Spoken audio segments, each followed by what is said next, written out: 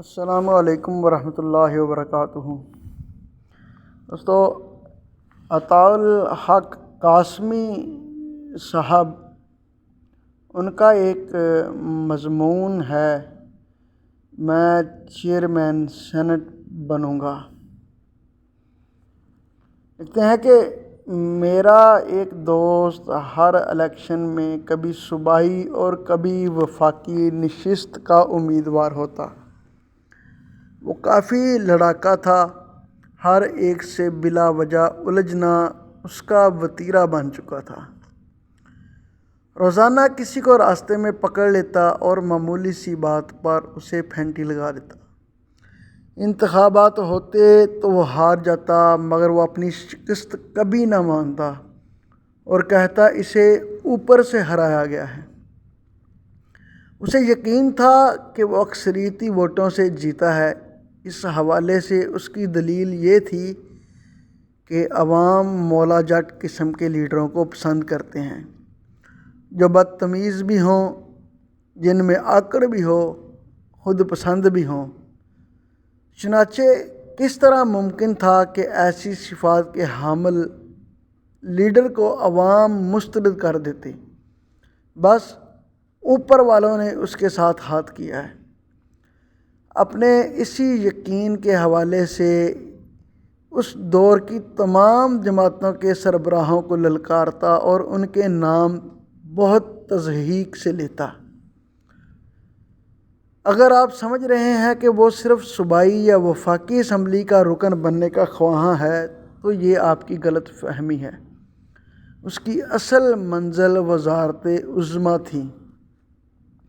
وزیر اعظم بننے کی صورت میں وہ جو اپنا منشور عوام کے سامنے رکھتا تھا وہ کچھ اس قسم کا تھا کہ وہ تمام جماعتوں کے سربراہوں کو چوک میں الٹا لٹکا دے گا، ان کی تمام جائیدادیں ضبط کر لے گا اور وہ کسی کو منہ دکھانے کے قابل نہیں رہیں گے۔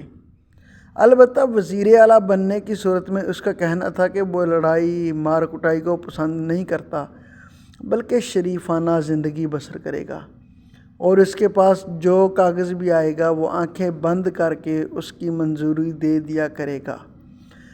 تاہم وزارت اعلیٰ کے حوالے سے اپنا یہ منشور اس نے صرف میرے ساتھ شیئر کیا، ورنہ وہ جلسے جلوسوں میں صرف وزیر اعظم مارکا منشور بیان کرتا تھا۔ تاہم چند دن پہلے اس سے ملاقات ہوئی تو اس کے خیالات بدلے ہوئے تھے۔ اس نے مجھے بتایا کہ اس کے دل میں وزارت عظمیٰ کی خواہش دم توڑ چکی ہے۔ کیا فضول سا عہدہ ہے، سابقہ وزیر اعظم یا قتل ہو جاتا ہے یا جیل کی تنگ و تاریک کوٹھڑی میں بند کر دیا جاتا ہے، یا اس کے ساتھ ساتھ اسے جلا وطن بھی ہونا پڑتا ہے، اور یا پھر اسے اپنے گھر سے باہر نکلنے جوگا چھوڑتے ہی نہیں۔ اس نے اس موقع پر قائد ملت لیاقت علی خان کا حوالہ بھی دیا کہ انہیں تو ان کی وزارت عظمیٰ کے دوران ہی شہید کر دیا گیا تھا۔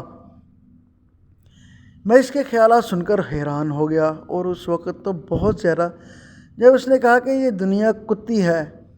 میرے دل میں اب اس کی کوئی خواہش نہیں رہی۔ میں چاہتا ہوں چیئرمین سینٹ بن جاؤں اور باقی زندگی یاد اللہ میں بسر کر دوں۔ اس کی بات سن کر مجھے ہنسی آ گئی، کیونکہ میں نے چیئرمین سینٹ کی تاحیات مراد کی خبر اسی روز پڑھی تھی جس پر پارلیمنٹ کی تمام جماعتوں بما تحریک انصاف نے متفقہ طور پر بخوشی دستخط کیے تھے، اور یہ مراد نہیں قومی خزانے پر ڈاکہ تھا۔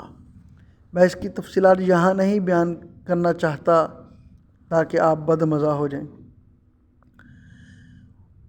جو جملہ اپنے دوست کے حوالے سے لکھا کہ بس میں چیئرمین سینٹ بننے کے بعد باقی زندگی یاد اللہ میں بسر کر دوں گا کہ یہ دنیا کتی ہے، اس کا پس منظر یہ ہے کہ بھٹو مرحوم کے زمانے میں ایک جید عالم ایک مرکزی وزیر سے ملنے اس کے آفس گئے۔ ان کے ساتھ ایک اور عالم دین بھی تھے۔ انہیں بہت دیر تک باہر بٹھائے رکھا گیا، جس پر یہ بہت پریشان ہوئے اور اپنے ساتھی سے کہنے لگے، ہم ننگے اسلاف ہیں، ہمارے اکابرین کے در پر یہ لوگ خود چل کر آیا کرتے تھے اور ایک ہم ہیں کہ خود چل کر ان کے پاس آئے ہیں اور یہ 2 گھنٹے سے ہمیں انتظار کرا رہے ہیں۔ میں کل وزیر اعظم ذوالفقار علی بھٹو کو خط لکھوں گا کہ وہ مجھ سے کسی اچھی جگہ 10-20 ایکڑ زمین الاٹ کرا دیں جہاں بیٹھ کر میں اللہ اللہ کروں کہ یہ دنیا کتی ہے۔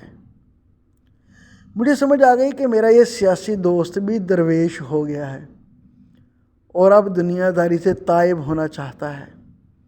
اللہ میرے وطن کی معیشت پر بوجھ بننے والے موجودہ اور سابق چیئرمینوں کے دل میں اپنا خوف پیدا کرے اور وہ خود یہ اعلان کر دیں کہ ان کی مراعات کی منظوری دینے والے سب دوستوں کا شکریہ، مگر ہمیں یہ منظور نہیں کہ ہمارا آخری قیام گاہ تو 2 گز زمین کا ٹکڑا ہے۔ آپ یقین کریں یہ آخری جملہ لکھتے ہوئے میری اپنی ہنسی نکل گئی۔ اب ہم لوگ ہنسنے کے علاوہ اور کر بھی کیا سکتے ہیں؟